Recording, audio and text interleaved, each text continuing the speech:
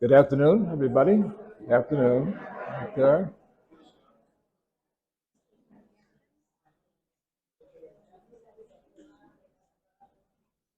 It's good to see you. We're not real formal here. I'll be talking somewhat paired, somewhat off the cuff to go down different avenues, probably between maybe about a half an hour here. Okay.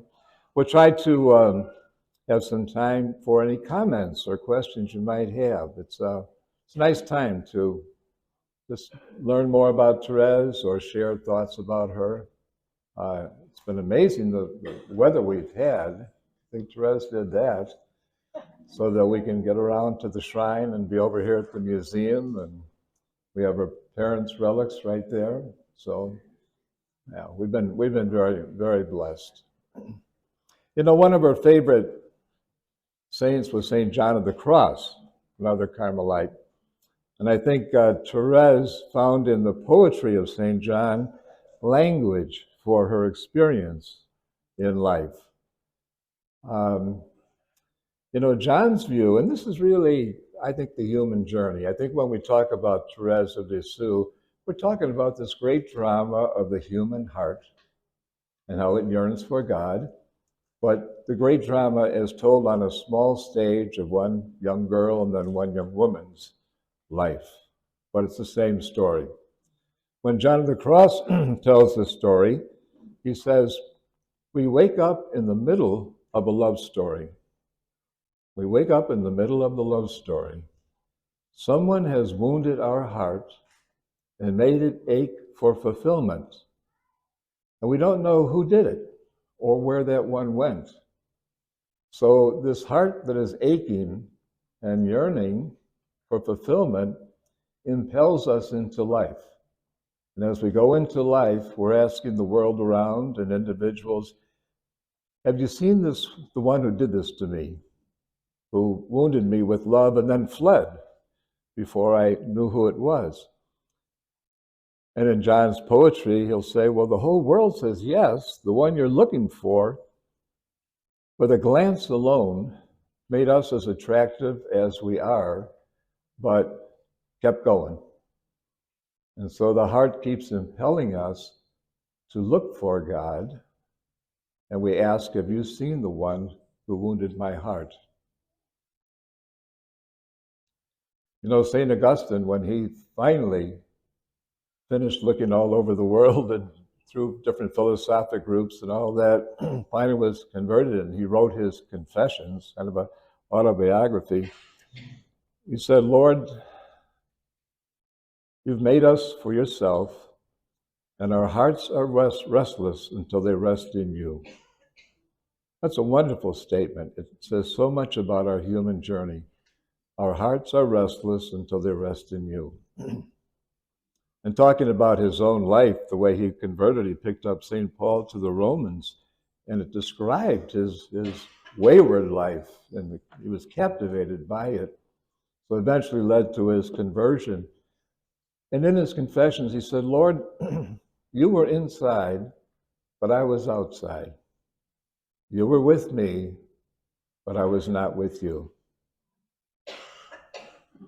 In theology, they'll say God is always already there. So we're not trying to get God back into our life or win God or prove God. That's over. We're loved. We're loved and God is present. Our hearts are restless until they rest in God. So that's Therese's story as well, but she finds in John of the Cross words, I think, for her heart's journey, but she tells it in her own little way. Just a little bit about her early years. Of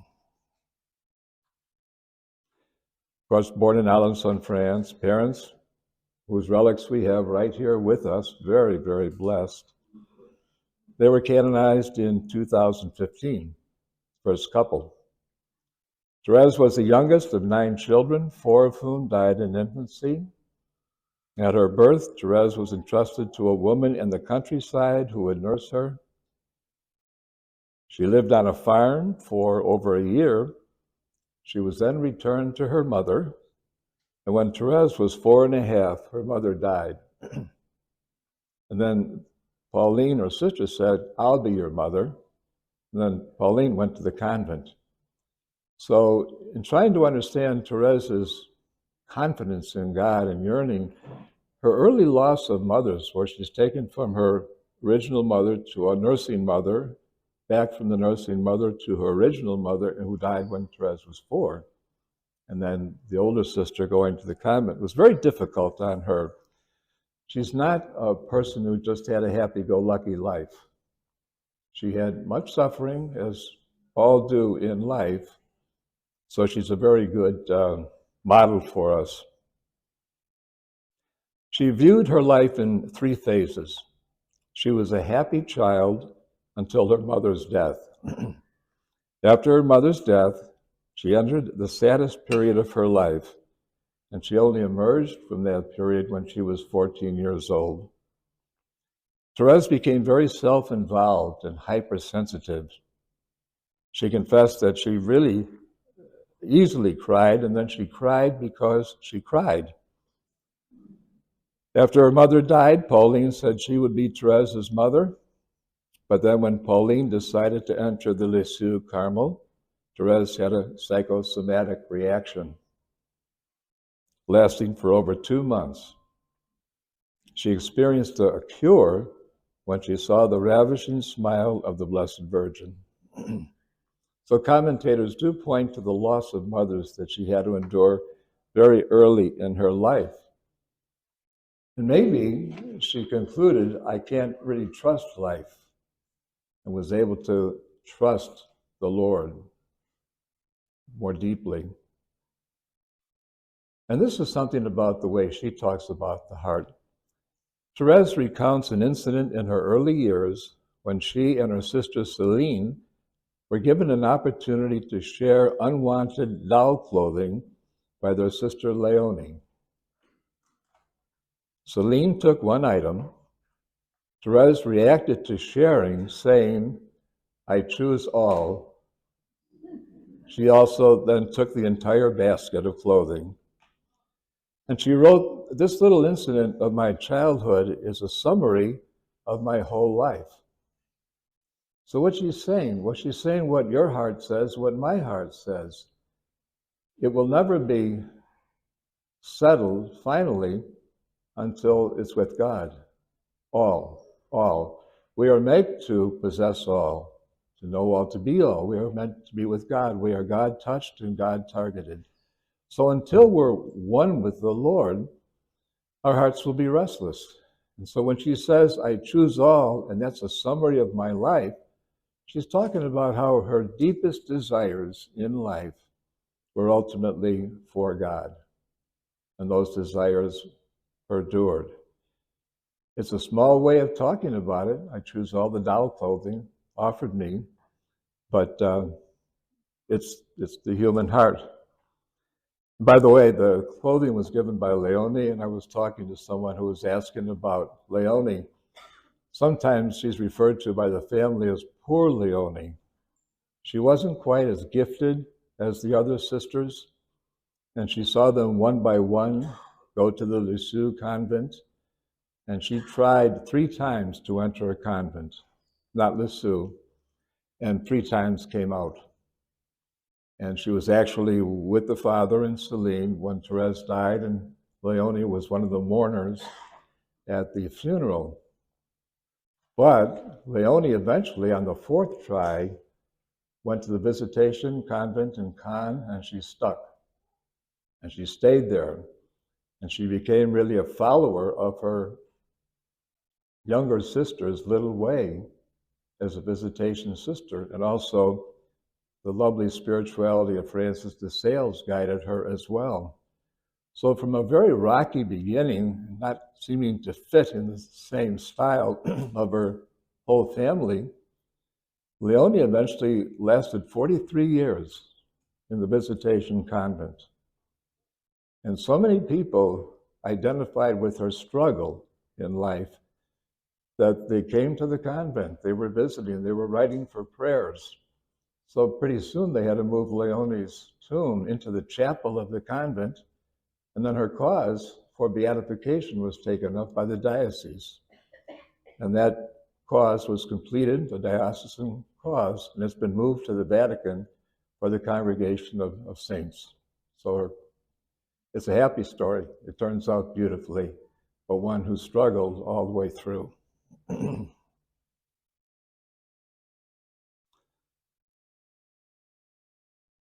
I think you know, perhaps, maybe not, how she got out of her hypersensitivity after her mother died. Therese, she said she was unbearable until about the age of 13 or 14. And the story is a beautiful story because it's a story of grace. She and Celine were coming back from a Christmas Mass, and the tradition in the family was to put candy in shoes by the fireplace. Well, they were getting older now. She was almost 14, perhaps. And as she's going up the stairs, she hears her father say something like, well, I'm glad this will be the last time we do this. And Celine knew Therese heard it and was expecting a Niagara Falls of tears. You know? But for some reason on those stairs, and I think there's an explanation of that in one of the exhibits here, she was able to take a stand against her emotions. She felt it. It hurt her to hear her dad sort of say, well, this is a bother, but she took a stand against the emotions by the help of grace, kept going up the stairs. Celine was amazed, changed, they came down, and she expressed great delight in finding the candy in the shoes and gave her father a lot of happiness in the way she responded. And the way she described it, she said, you know, she was like the disciples who fished all night and caught nothing. She tried not to be so self-preoccupied, so sensitive, so hyper-involved. She said, God had to take the net himself. Jesus had to take the net himself and cast the net. So she says, actually, he was more gracious with me than the disciples, because the disciples, he says, go out and cast the net on this side. She said, for me, he had to take the net. And in that moment, when she didn't collapse because of her emotional involvement, she said she was able to go forth the rest of her life thinking of other people and not being so self-centered. A moment of wonderful grace in Therese's life. Sometimes talked about as her conversion, Christmas conversion. The story of, there's so many incidents in Therese's life we're used to now, but the one where she's talking to the Pope and asking to go into the convent is unbelievable because we're so used to it now. She wanted to enter the convent when she was young. The superiors said no. The religious superiors said no. Bishop said no. So she says, well, I'll ask the Pope. And so she went on a pilgrimage with her father and with many of the clergy. And again, we're used to it if you've been following that story. But when you step back and think about it, how bold she was. She says, she called herself brazen. She said, I was too brazen. They're waiting to see the Pope, and they're told, don't speak. Don't talk to him. Just get the blessing and go. She looked at Celine, kind of her accomplice, and Celine said, speak. So she gets in front of the Pope, clasps her hands on his knee, and says she wants to go into the convent. He doesn't know what she's talking about, and he's looking for what is this? And they say, well, she wants to enter early. And so he finally says to her, do what they tell you. And she probably said something like, yeah, but if you say so. Anyway, the Swiss Guard had to pick her up and carry her to the door, and they gave her a medal. But it's really a bold thing, and it tells you a lot about her character. Small incidents, small life, but a great drama of God's grace in our life and how it affects us. So we want to focus a little bit on the little way now in this particular talk. So she had infinite desires which ultimately were for heaven. That was the first word she could recognize, heaven.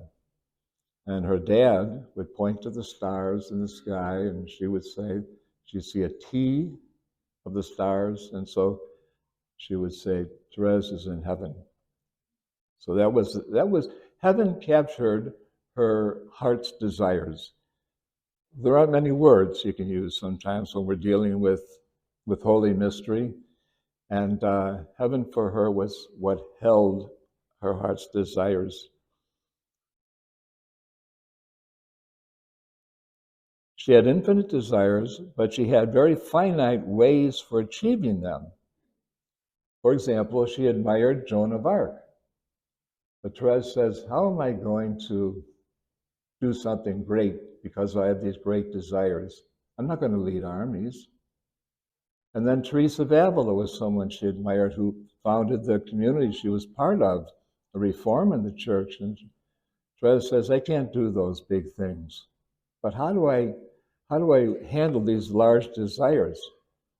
She believed if God gave her great desires, God would have to figure out how to fulfill them. She had to put trust in God. Therese saw, quote, a means of going to heaven by a little way, a way that is very straight, very short, and totally new. When you think of her insight as to what she was proposing, she's saying totally new. Her conviction was that God, quote, cannot inspire unrealizable desires, end quote. In other words, we're not really a useless passion. We have a passion, deep desires, deep hungers, deep yearnings, and God feeds those through our relationships and our experiences in life. But in the long run, none of those is God. And so we keep journeying and keep desiring and keep hungering, which is good. So when Therese's sister Celine finally entered the convent in Lisieux, she brought with her quotes from Scripture. Which quotes from Scripture do you think gave Therese an insight about the little way? My assumption was Jesus talking about the little children and letting the little children come to him. Nope, that's not it. When Celine entered the convent, she brought some quotes from the Old Testament she had written down. They spoke to Therese's desire for a new, little way to get to heaven. So one quote was from the book of Proverbs, and it said, whoever is a little one, let that one come to me. Old Testament, Proverbs, whoever is a little one, let that one come to me. You find sometimes in the saints, they can latch on to a word or a phrase or an image, and for them it becomes their guiding light, you know? Maybe not for me, not for you, but their kind of spiritual genius really sees more. Then there was another Old Testament quote that Celine had written down. And this one is from the prophet Isaiah. As one whom a mother caresses, so will I comfort you. You shall be carried at the breasts, and upon the knees they shall caress you. That's Isaiah. So as one whom a mother caresses, so will I comfort you. God is feminine here. You shall be carried at the breast, and upon the knees they shall caress you. Reflecting upon these words from Scripture, Therese concluded, the elevator which must raise me to heaven is your arms, O Lord. Elevators were new in those days, and she said, I need an elevator. I can't do these great things. And for this, I had no need to grow up, but rather I had to remain little and become this more and more. Think of that insight. We think of saints being fairly heroic and doing great deeds and so forth. And Therese is hearing in Scripture God talking to her saying, stay with your littleness, stay with your smallness. My love comes to you. My love is with you. You know? So the elevator which raised me to heaven, she says, are your arms, O Lord. So then her sister Marie, who was in the convent, and Therese was talking about this little way, wrote to Therese. They're both in the same convent, but Therese was on retreat. And Marie asked her, explain further your little doctrine. So on September 1896, Therese responded to Marie. She was on retreat, and her response would form part of Manuscript B in The Story of a Soul. The Story of a Soul, Therese's autobiography, has 3 sections. The first section was because her sister Pauline was prioress and said, write the story of our family. Part B is her response to her sister Marie, who says, tell me more about your little way. And so Manuscript B is basically Therese's response to her sister Marie. One part, a few pages are directed to Marie, but then she says, the rest of this I want to address Jesus, but it's a response to Marie. So Therese responded to Marie, and her response would form part of Manuscript B in The Story of a Soul. These dozen pages are considered a gem in spiritual literature. It's made up of 2 documents, a letter to Marie and a soliloquy written to Jesus at the beginning of her retreat. 12 pages, called a spiritual gem, and she's writing about, effusively, her little way. In this manuscript, Therese expressed the desire to be all the vocations in the church: an apostle, a priest, a missionary, a doctor of the church, a martyr who would suffer all the martyrdoms to prove her love for God. She wanted to proclaim the gospel to all the corners of the world, and she concluded that her vocation was to be love in the heart of the church, that all of those vocations would not be anything if they weren't because of love. And so she dedicated herself to be love in the heart of the church. And so this effusive response she sent to Marie, and it became part of Manuscript B. But after Therese answered Marie, and Marie read what she wrote, Marie said, Therese's explanation left her sad, because she did not have the great desires that Therese had. She couldn't identify with Therese wanting to be all the vocations, suffer all the martyrs. So she didn't have that desire, that deep yearning that way that she could express it. So it made her sad when she heard that. This is the little way. It sounds magnificent. Marie wrote, I have read your pages burning with love for Jesus. A certain feeling of sadness came over me in view of your extraordinary desires for martyrdom. That is the proof of your love. Yes, you possess love, but I myself, no. So at the end of her retreat, and this is not in the Story of a Soul, it's in the collected letters of Therese, Therese writes back and attempts a further explanation. There's greater length to it, but this is more the gist. She says to Celine, Marie, my desires of martyrdom are nothing. They are not what gives me the unlimited confidence that I feel in my heart. I really feel that it is not this at all that pleases God in my little soul. What pleases God is that he sees me loving my littleness and my poverty, the blind hope that I have in his mercy. She said, it wasn't all those great desires I mentioned, all those ministries I would want to fulfill, all that martyrdom. None of that is what gives me confidence and hope. I really feel it's not this at all that pleases God in my soul. What pleases God is that he sees me loving my littleness, who I am, my inability to go up to God with great things. The blind hope that I have in his mercy. And these words are they're referred to sometimes as revolutionary, what we're hearing right now from Therese.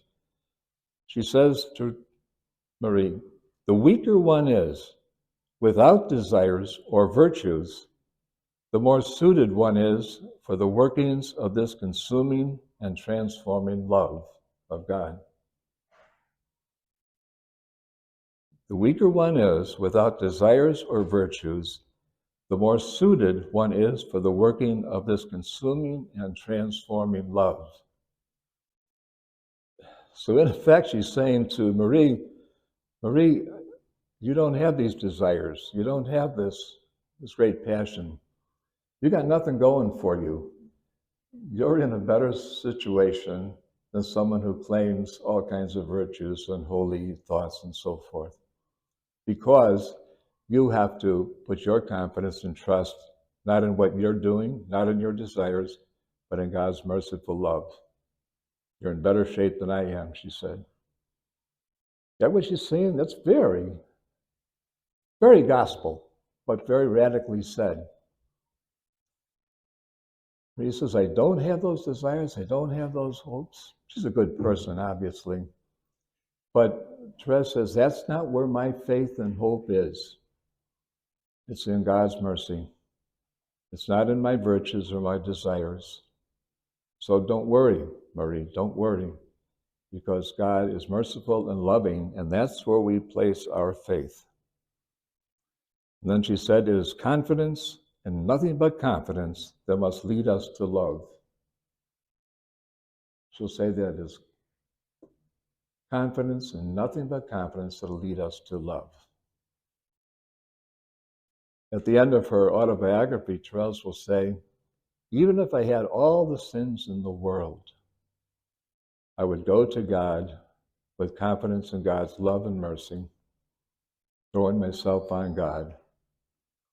And she'll say, I'll go to God with empty hands, meaning not look what I did, but look what your mercy and love did in my life. The letter to Marie is considered by some to be the clearest expression of St. Therese's little way. It has been described as revolutionary.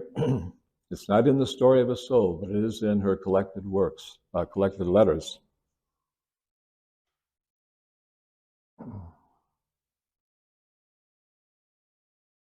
The little way has been a great contribution to Christian spirituality. And by the way, when you think about what she's saying, the little way is not simply, oh, I can't do big things. The little way can be lived by the head of the United Nations or the president of a country. It's not what they're doing, it's the confidence and love they have in God and God's mercy in their life. No matter whether it's daily tasks that we do with that kind of openness and care for God, or called to some larger work in life, the little way can be lived by anybody in any state because it's saying, I'm not putting my trust in what I'm doing or my confidence or trying to win God. I have confidence and trust in God and God's mercy. And that's where my hope is, that's where my faith and my love is. And that's very, very accurate gospel. We are the beloved of God, each one. Born loved by God. Didn't have to earn it, can't earn it, can't win it. Don't have to invite God back into our life. God is always already there. We are the beloved of God. We can't change that. We're essentially good because God loves us. We can do bad things, but we can't change who we are. And that's why Therese says, even if I had all the sins in the world, I would still, in contrition, go to God with confidence and trust in God's mercy. The little way has been, let's see what you think about this. A great follower of Therese was a bishop in New York City, Patrick Ahern. I don't know, does anybody know of Bishop Patrick? He was an auxiliary? Yes. Very great follower of Therese. They used to say Bishop Ahern kind of a craggy Irishman from New York. He would hang out in the meetings with the Pope and bishops and be the last one out the door. And then he'd turn to the Pope and say, "When are you going to make Therese a doctor?" And he'd go out the door. Now, the Pope probably finally silenced and made her a doctor, but we can talk a little bit about that too. So here's what Bishop Ahern, who studied her a long time, one of the first times I heard him talk was at the shrine in D.C., and he's talking about Therese. And I kind of missed the topic in the beginning. We need a saint who was neurotic. We need a saint who had doubts about her faith. And who's he talking about? It was Therese, showing all the difficulties and the problems she had in life. Nonetheless, absolute confidence and love. So he says, the little way is difficult to define. You know, if you ask yourself, how would I define the little way? There's no just one formula. Therese never put things in a formula. She lived them. So Ahern says he thinks the little way finds joy in the present moment. It is a school of self-acceptance which goes beyond accepting who you are to wanting to be who you are. Wanting to be who you are. With all my deficiencies, my inadequacies, my stumbling, my mercy, my trust, my confidence is in the God who loves me. Therese testifies that God is nothing but mercy and love, and we are at the heart of the gospel. Nothing but mercy and love. That theme has been taken up by Pope Francis. To the very beginning of Therese's autobiography, page 1, she says, "I'm not going to tell the story of my life. I'm singing the praises of God's mercy." In other words, she saw her life as the story of God's mercy. And she quotes St. Paul to the Romans on that first page, who says, "It's not a question of the one who wills or the one who runs, but of God showing mercy." It's not a question of what we do or don't do. It's about God showing mercy. And there was a Cardinal, Walter Casper, a German cardinal, an academic, who wrote a book on mercy as the core identity of God, translated into Spanish, given to Pope Francis. He said it didn't do much good. And in this book, Cardinal Casper says, you know, as an academic, I've always taught that God was all-knowing, all-powerful, all this, all that. He said, but if you listen to the saints, especially the women saints, and he talks about Therese and Edith Stein, Therese of Benedict of the Cross, Sister Faustina, the women saints come back from their experience of God saying God is all merciful. The core identity of God is merciful, merciful love. And that theme is very strong in Therese. Here's her story that she passed on to Marie to try to capture in image the little way. She said, I'm just a little bird. I'm just a little bird with small wings. I can't fly to that sun. I'd like to, but I can't do it. I'm just here on earth. But what I can do is bask in the sunlight and the warmth of the sun, God's love and mercy. She said, sometimes clouds come between the sun and the little bird, but the bird holds its post, stands its place, trusting that that sun is still there. And then when the clouds pass, once again, the rays and the warmth come down. And then in this little story she's telling Marie in Manuscript B, the bird gets restless too and starts to look around for worms, kind of forgets about the sun, and looks about for worms and gets its wings wet in puddles. But then it comes back, holds its wings out, the warmth comes down, dries them out, and back in her place.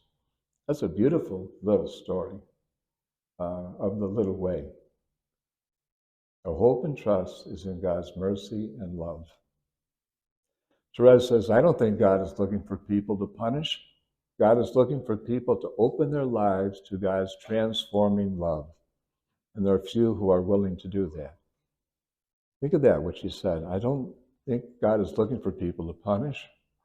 I grew up in a time of Jansenism, when we stress God's judgment, our sinfulness. We're trying to distinguish venial from serious. It was a distortion of Christianity and a terrible time. It caused anxiety and scruples and so forth. Therese is a real antidote to that. As a matter of fact, when Pope John Paul II declared her Doctor of the Universal Church, he said she helped us get over the rigors and fears of Jansenism by stressing God's divine mercy. She said, I believe God is just, but in God's justice, God will know how poor we are. And so God's justice is administered through God's mercy. You know, toward the end of, we're getting toward the end here too, toward the end of her life, she had this terrible trial of faith. She was very sick, and for many months, she couldn't say there was a heaven. The one word that captured for her all that her desires wanted in God, that evaporated. Now, that was a trial of faith. But notice in it, even though that idea of heaven was not accessible to her, she was still of faith. That teaches us that our faith is not a matter of ideas or concepts or words ultimately. We do need those, we do develop those so we understand better. But our faith ultimately is a relationship with the Lord, a relationship. And in that, we're challenged to surrender, to have trust and confidence, even when we don't have ideas or words to support it. St. John of the Cross will say to Therese, that's great, Therese. All the props have been kicked out that support your faith, and now you're living with real faith and trust in God, not your ideas about God or not your ideas or feelings. Beautiful testimony to faith.